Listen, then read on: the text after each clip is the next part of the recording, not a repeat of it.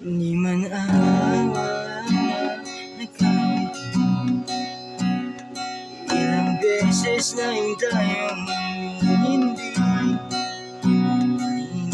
bilang ang ating tampuhan. Away ba di na mamalayan?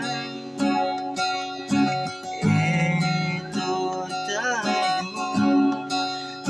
sa uli na lagi mabalik pa yung saya.